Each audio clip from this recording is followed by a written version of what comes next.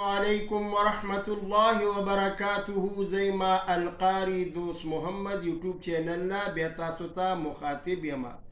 نن موږ سره هغه شخصیت موجود دی چې د هغې زه تعارف محتاج نه دی او نه زه د هغه تعارف کولی شم. تاسو ټول مانه ښه پیژنئ. دا بلبل صاحب زرداد بلبل صاحب زه راغوښتی ما دې دعوت راکړی دی چونکې الکریم اذا وعده وفا. نیک سړی هغه دی چې هغه واده وکړي او هغه بیا پوره کړي. نو ما په خپله واده باندې ځان راورسولو. زه د دوی نن میلمه یم. السلام علیکم مینوالو، امید لرم چې ټول به روغ جوړ یئ. الله م راته روغ لره او د الکاري دوست محمد یوټیوب چینل نه نن زه تاسو سره نیغ په نیغه مخاطب یم. تاسو خو به زما ډرامې ډېرې کتلې وي، خو نن تاسو ته زه هغه خبرې کوم. الحمدلله موږ مسلمانان یو او د پیغمبر علیه السلام امتیان یو. نو په دې چینل باندې به تاسو ته خشته د علم چې کوم تاسو تېرې شوي واقعې دي د پیغمبرانو دي د اصحابو دي د هغې نه به تاسو خبرېږئ. ولې سبا موږ یو کافر سره کینو امانه کوېسچن وکړي چې یاره د دې پلانکي پیغمبر واقعه یا د پلانکي صحابي واقعه ما ته به نه یاده، زما به ورته خوله چینګه ځي. نو دا چینل چې دی په دې باندې تاسو ته به دغه معلوماتي پروګرامونه حاصلیږي چې کم زموږ دین سره ټچ دي او د دین باره کې دي. که چرې عالمان نه نو انسان چې پیدا شي دی دا سوچ کوي چې زه د کافر په کور کې یم که د مسلمان په کور کې یم، تر هغې پورې چې دته بانګ نه ویلی شوی.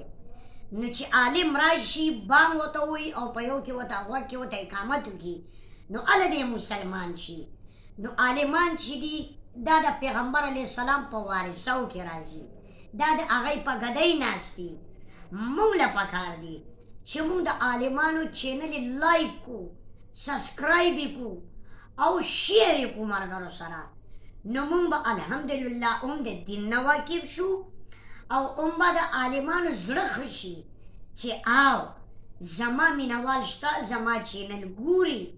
نو ملګرو زه دا تاسو ته خواست کوم چې دا چینل چې دی د الکاري دوست محمد دا چینل لایک کوئ، سبسکرایب یې کوئ او شیر یې کوئ ملګرو سره. نو الحمدلله تاسو به په دې باندې د دین نه واقف شئ، د مونځ طریقې، د اودس طریقې، د غسل طریقې، د جنازې مونځونه. مونږ مونځونه کوو قبلیږي نه، اولې زمونږ مونځ غلط دی، زمونږ مونځونه ټیک نه دي، زمونږ الفاظ ټیک نه دي، زمونږ رکوع سجده دا زمونږ ټیک نه دي. کله چې مونږ د پیغمبر علیه السلام په طریقه باندې لاړو نو الحمدلله ای به 2 رکعته نفل یا صلات حاجت به وکړو، هغه ټیم به یې کاوه شو. اوس مونږ تندی ځان له تور کړو خو نه کېږي. ولې زمونږ مونځونه هغه مونځونه نه دي. نو مونږ له پکار دي چې مونږ دا چینل بیا درته ویم لایک کړو، سبسکرایب یې کړو او شیر یې کړو. نو الحمدلله مونږ ته به په دې باندې د دین باره کې ښه معلومات حاصل شي.